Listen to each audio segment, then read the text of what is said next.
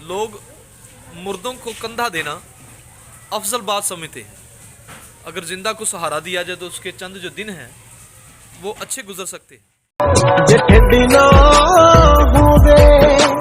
कोई ना रोवे ए मसला सारा रोटी दा, जे ढिड ना होवे कोई ना रोवे ए मसला सारा रोटी दा, ए मसला सारा रोटी दा।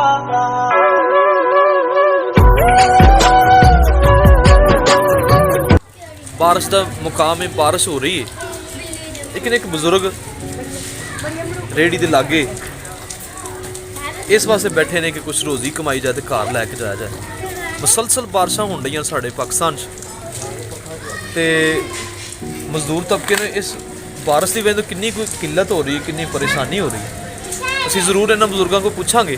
असीं गुजर रहे सां इत्थों ते असीं देखिया कि अपनी मजदूरी वास्ते खड़े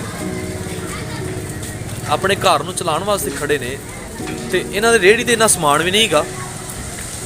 इन्हां नाल गल करन वास्ते असीं रुक गए। हाँ जी राहुल, थोड़ियां ही चीज़ां ने लेकिन फिर भी खड़े ने। हाँ जी अंकल जी, ਇਹ ਚੀਜ਼ਾਂ ਨੇ, ਥੋੜੀਆਂ ਹੀ ਚੀਜ਼ਾਂ ਨੇ। ਤੁਸੀਂ ਚਾਹੁੰਦੇ ਹੋ ਕਿ ਤੁਹਾਡੀ ਰੇਹੜੀ ਭਰੀ ਜਾਏ? ਚਾਹਨਾ ਤਾਂ ਹੈ, ਬਾਕੀ ਇਹਨਾਂ ਬਖਾਇਰ ਨਹੀਂ। लेकिन ਇੰਨੀ ਬਾਰਿਸ਼ ਹੋ ਰਹੀ ਹੈ, ਇਹ ਬਾਰਿਸ਼ ਤੇ ਦਿਲ ਕਰਦਾ ਲੇਟਣ ਤੇ, ਆਰਾਮ ਕਰਨ ਤੇ। ਲੇਕਿਨ ਤੁਹਾਨੂੰ ਕੀ ਪਰੇਸ਼ਾਨੀ, ਕੀ ਮਜਬੂਰੀ ਹੈ?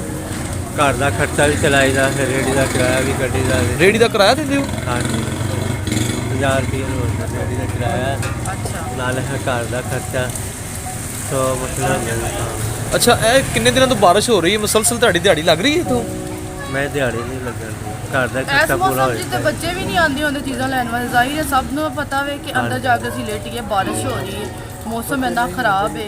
ਅੱਛਾ, ਤੇ ਇੱਕ ਕੱਲ ਪਰਸੋਂ ਲਗਾਇਆ ਕੁਝ ਘਰ? ਨਹੀਂ, ਕੁਝ ਵੀ ਨਹੀਂ ਲੱਗ ਰਿਹਾ। ਰਸੋਂ ਦੇ ਪੈਸੇ ਬੜੇ ਔਖੇ ਪੂਰੇ ਕੀਤੇ ਸੀ। ਕਿੰਨੇ ਬੱਚੇ ਨੇ ਤੁਹਾਡੇ?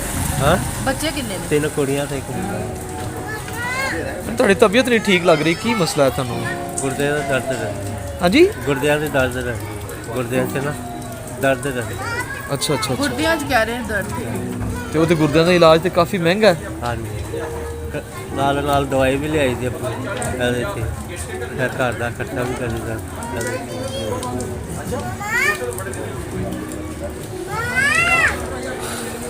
ਇੱਕ ਬਿਮਾਰ ਬੰਦਾ ਜਿੰਦੀ ਤਬੀਅਤ ਆਪਣੀ ਨਹੀਂ ਠੀਕ, ਇੱਕ ਨੂੰ ਫਿਰ ਵੀ ਆਪਣੇ ਰੋਜ਼ੀ ਕਮਾਉਣ ਵਾਸਤੇ ਬਾਹਰ ਆਇਆ ਹੈ ਤਾਂ ਕਿ ਉਹਦੇ ਘਰ ਦਾ ਸਿਸਟਮ ਚੱਲ ਸਕੇ।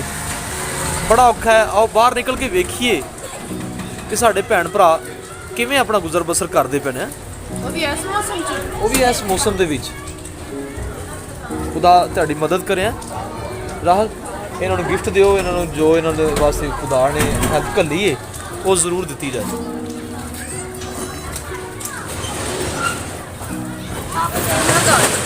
ਕਿੰਨਾ ਦਰ ਕਿਲੋ? ਮੈਂ ਖੁਦਾ ਨੇ ਤੁਹਾਡੇ ਵਾਸਤੇ ਮਦਦ ਭੇਜੀ ਹੈ। ਉਹ ਭੈਣ ਭਰਾਵਾਂ ਵਾਸਤੇ ਤੁਸੀਂ ਦੁਆ ਕਰਨੀ ਹੈ ਜਿਨ੍ਹਾਂ ਨੇ ਤੁਹਾਡੀ ਹੈਲਪ ਕੀਤੀ ਹੈ। ਠੀਕ ਹੈ, ਅਸੀਂ तमाम ਉਹਨਾਂ ਭੈਣਾਂ ਭਰਾਵਾਂ ਦੇ ਸ਼ੁਕਰਗੁਜ਼ਾਰ ਹਾਂ ਜਿਹੜੇ ਸਾਡੇ ਨਾਲ ਜੁੜੇ ਨੇ ਤੇ ਆਪਣੀ ਕਮਾਈ ਦੇ ਵਿੱਚੋਂ ਹਿੱਸਾ ਖੁਦਾ ਦੀ ਰਾਹ ਤੇ ਖਰਚ ਕਰਦੇ ਨੇ। ਅਸੀਂ ਵੀ ਕੋਸ਼ਿਸ਼ ਕਰੀਦੀ ਕਿ ਹਰ ਜਿਹੜਾ ਹੱਕਦਾਰ ਬੰਦਾ ਉਹਦੇ ਕੋਲ ਪਹੁੰਚਿਆ ਜਾਏ ਤੇ ਉਹਨੂੰ ਦਿੱਤਾ ਜਾਏ।